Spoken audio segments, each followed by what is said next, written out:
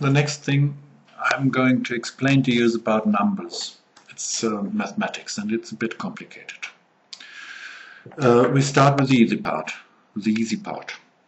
All ordinary numbers have a distance from one to the other. So very easy, 1 and 1 is 2, 2 and 1 is 3. So if you, for example, take 15, the distance to 14 is 1 and the distance to 16 is 1, 2.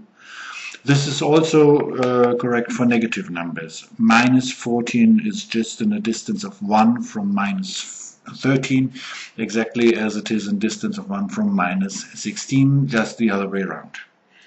But Canadian scientists now found out that this rule, distance from one number to another is only 1, is not always true.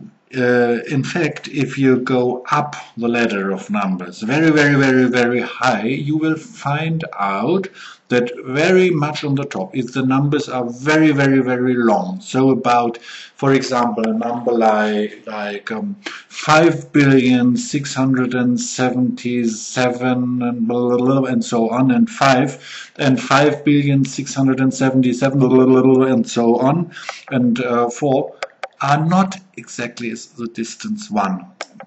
The difference is just a little bit less than 1.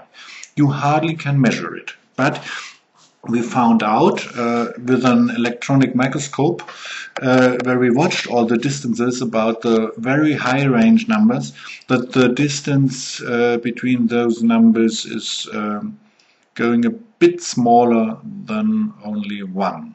It's hardly measurable, and you wouldn't have a name for the difference, but there is.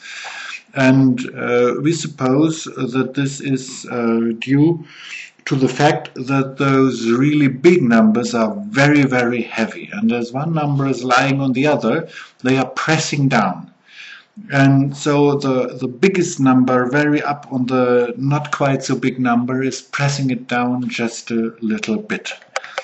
This, in fact, doesn't explain why it does not happen with small numbers, except you imagine that this all is organized in curves, in a ball or so, in windings around, so that the high weight is only at the top relevant and not at the beginning. We are all very puzzled yet and confused, and we'll keep you informed as we are going to study this fact much further on. Goodbye and have a nice day.